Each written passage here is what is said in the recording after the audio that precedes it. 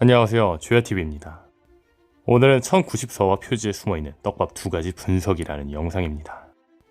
영상 바로 시작합니다. 첫 번째 떡밥은 조로를 죽이려던 사신의 정체라는 떡밥입니다. 와노쿠니에서 조로는 마르코에 의해 옥상으로 올라왔습니다. 그리고 루피, 로우, 키드 킬러와 함께 카이도와 빅맘을 상대했죠. 다만 카이도와 빅맘이 합동공격 폐해를 최악의 세대에게 날렸고 조로는 전멸한다며 이를 홀로 막아냈습니다.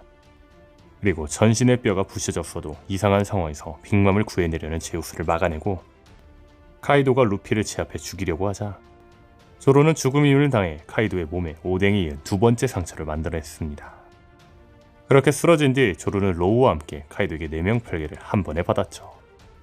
다행히 조로는 로우에 의해 밑에 층으로 내려오고 부상으로 잠들어 버리지만 밑에 내려온 상황 역시 옥상 못지않은 심각한 상황이었고 조로는 자신의 몸이 어떻게 되든 초회복이 가능한 밍크족의 약을 자신에게 쓰라고 초파에게 말하죠. 그리고 조로는 회복하며 킹을 상대했습니다. 조로는 킹을 상대로 고전하며 많은 상처를 얻었지만 폐양색을 각성하며 킹을 쓰러뜨리는 데 성공하죠. 다만 1038화에서 조로는 엄청난 상황을 직면하는데 조로가 영약의 부작용으로 인해 회복되었던 누적 데미지가 배로 되돌아오면서 몸이 움직여지지 않는 상황에 갑자기 눈앞에 웬 검은 로브를 쓴 해골이 나타나 당장이라도 조로에게 대낮을 휘두르려고 하였죠. 그리고 조로와 사신이 어떻게 되었는지는 밝혀지지 않고 1040화에서 조로는 쓰러져 피가 흐르는 듯한 모습이 클로즈업됩니다. 사신 같은 자가 조로 앞에 나타난 만큼 조로에게는 엄청난 상황이 올지 알았지만 조로는 1052화에서 치료를 받고 루피와 함께 일어납니다. 이 상황들을 정리해보자면 조로는 죽어도 이상하지 않을 전투를 치렀고 그런 조로에게 사신이 나타났는데 생각보다 아무 일도 일어나지 않았다는 겁니다. 도대체 조로 앞에 나타난 사신의 정체는 무엇이며 죽을 위기에 처했던 조로가 어떻게 아무렇지 않게 일어날 수 있었던 걸까요? 분명한 건 조로는 이번 전투로 인해 죽어도 이상하지 않았던 상황인 만큼 조로 앞에 나타난 사신의 정체는 말 그대로 사신, 즉 저승사자일 확률이 높다고 생각합니다. 그렇다면 여기서 주목할 건 1094화 표지에 나온 조로의 떡밥입니다. 최근 발매된 1094화에서는 시모츠키 가문이 모두 모여있는 표지가 공개되었습니다. 주 공개된 시모츠키 류마의 어원이 된 오다셈의 몬스터라는 작품 애니와 기념인 걸로 보이죠. 다만 제가 여기서 주목한 건 조로입니다. 표지에서 조로는 3개의 검을 모두 흑도화시킨 뒤 폐양색을 상징하는 검은색 번개를 만들며 휘두르고 있습니다. 그런데 여기서 주목할 건 조로의 검에는 검은색 번개 말고도 초록색 불꽃이 보인다는 겁니다. 분명한 건 폐양색 각성 이후 원피스 102권 표지에서도 조로의 검에는 초록색 불꽃이 있었으며 애니에서도 조로의 공격에는 초록색 불꽃이 함께 있었습니다. 물론 조로의 상징 색깔이 초록색이기 때문에 폐양색이 초록색 불꽃과 함께 표현된 걸지도 모릅니다. 그렇다면 여기서 생각해볼 건 영혼과 칼의 존재입니다. 일본에 실제로 존재했던 사무라이들에게 검이란 건 자신의 혼입니다. 와노쿠니에서도 사무라이가 죽으면 그 무덤에 검을 꽂아주죠. 또한 규키마루는 아주 수상한 말을 했습니다. 전장에서는 죽은 동료의 칼을 쥐고 전진한다. 칼에 깃든 혼이 사무라이를 강하게 만들기 때문이다. 즉 죽은 동료의 칼에는 동료의 혼이 깃들기 때문에 그 검이 더 강하다는 거죠.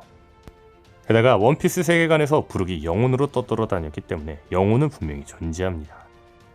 다시 말해 규키마루의 대사와 부룩 영혼으로 보아 원피스 세계관에서 검의 선드 사용자가 죽으면서 영혼이 깃드는 건 맞을 겁니다.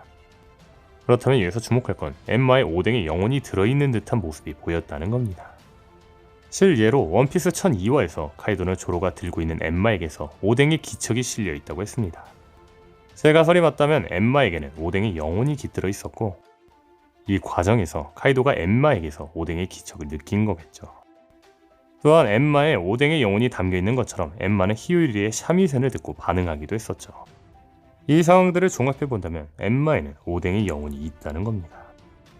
그렇다면 주목할 건 부르기 능력으로 영혼으로 변할 때 영혼의 색깔은 초록색이라는 겁니다. 영혼이 초록색이라는 점과 검에 죽은 자의 영혼이 들어있다는 가설을 종합해본다면 조로의 검에 영혼이 깃들어져 있다는 게 초록색으로 표현된 게 아니냐는 거죠. 그렇다면 여기서 주목할 건 조로가 사신을 만났을 당시 상황입니다. 앞서 말한 것처럼 조로가 와노쿠니에서 보여준 행적은 지금 죽어도 이상하지 않은 상황이었습니다. 그리고 조로 앞에 사신이 나타나 조로를 데려가는 것처럼 보였죠. 그런데 이후 사신이 어디로 갔는지는 나오지 않고 조로가 아무렇지 않게 루피랑 회복되었다는 건 굉장히 이상한 상황입니다.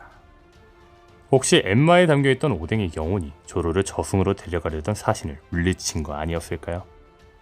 분명한 건 오다쌤이 사신을 등장시켰을 때는 그만한 이유가 있었을 겁니다. 하지만 사신의 정체가 밝혀지지 않고 넘어간 상황은 추후 사신으로 풀어낼 이야기가 있었다는 거겠죠. 개인적으로 이는 흑도와 연관이 있다고 생각하는데, 재미있는 건 현존 유일한 흑도 각성자 미호크가 패기를 발산할 당시 미호크의 패기가 영혼을 상징하는 초록색으로 표현되었다는 겁니다. 다시 말해 흑도는 검에 담겨있는 영혼과 연관이 있을 확률이 높습니다.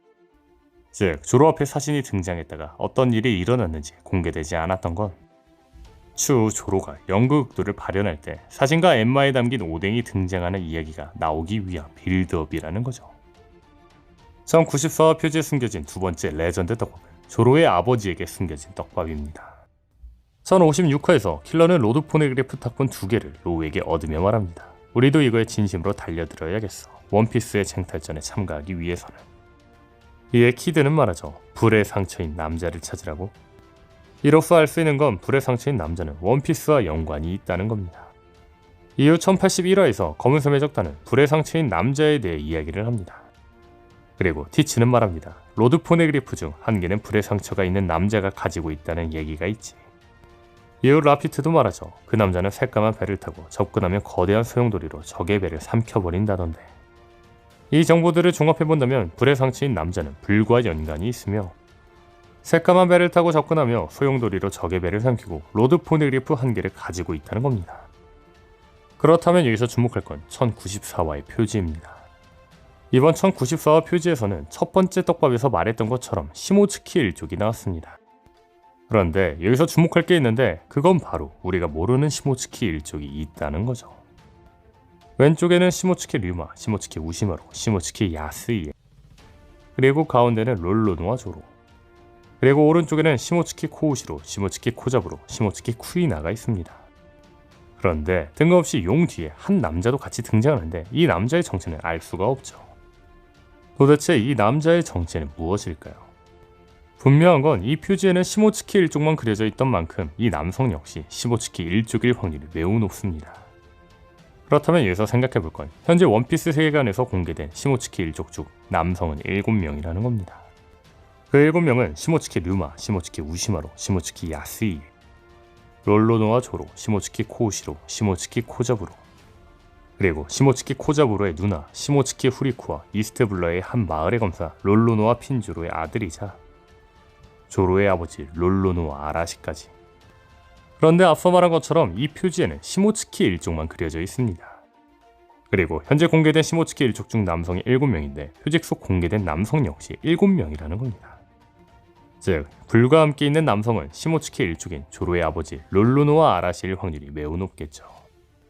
그런데 여기서 주목할 건 하필이면 롤로노와 아라시가 불과 함께 있다는 겁니다. 아시다시피 오다쌤은 이름 하나하나에도 떡밥을 주는데 가장 대표적인 예가 니카입니다. 니카는 일본에서 이를 드러내고 희죽 웃는 모습을 의미하는 니카토 와라우에서 나온 말입니다. 즉 일본에서 니카하고 웃는다는 표현을 굳이 번역하자면 시익이나 희죽에 가깝죠. 그런데 기어피스 각성이 예고되는 첫 장면에서 루피가 니카하는 의태로 웃는 장면이 있는데 국내 독자들은 니카 이름을 직접적으로 사용한 특이한 표현으로만 받아들였지만 일본 독자들 입장에서는 시익하는 일반적인 의태어를 니카의 이름으로 연결한 장면으로 느꼈을 겁니다. 즉 오다쌤은 이름을 통해서도 많은 떡밥을 준다는 거죠. 그렇다면 여기서 주목할 건 롤로노와 아라시입니다. 오다쌤은 조로의 할아버지 롤로노와 핀주로와 롤로노와 아라시의 이름은 주사위 놀이 용어에서 따왔다고 했습니다. 그런데 여기서 주목할 건 아라시의 뜻은 주사위 놀이 용어 말고도 폭풍우라는 뜻이 있다는 겁니다. 그렇다면 이번에 주목할 건 오다쌤은 표지를 통해 많은 떡밥을 그려준다는 겁니다. 가장 최근의 예로 소와 루피가 대결하는 표지가 있는데 이 표지는 소 관련 능력자로 변한 세턴과 루피의 대결 떡밥이라는 게 1094화에서 밝혀졌죠. 그렇다면 다시 돌아와 이번 표지에서 폭풍우를 뜻하는 롤로노와 아라시가 불과 함께 그려져 있었습니다. 이는 폭풍우를 만드는 불의 상처인 남자가 롤로노와 아라시라는 떡밥 아닐까요? 다만 이 떡밥의 아쉬운 점은 오다쌤이 롤로노 아라시가 해적과의 싸움에서 사망했다고 SBS에서 밝혔다는 겁니다. 하지만 비브르카드에서 이미 사망했다고 나왔던 사우루 등 죽은 줄 알았던 인물들이 재등장하고 있고, 특히 조로의 아버지라면 불의 상처라는 레전드 떡밥을 가지고 등장해도 이상하지 않을 것 같네요. 현재 불의 상처인 남자에 대해 사우루, 드래곤, 아라시 등 많은 후보가 나오고 있는데, 개인적으로 불의 상처인 남자는 드래곤이라고 생각했습니다. 다만 이번 아라시 떡밥으로 다시 미궁에 빠지는 느낌이네요. 오늘 영상은 여기까지입니다. 시청해주셔서 감사합니다.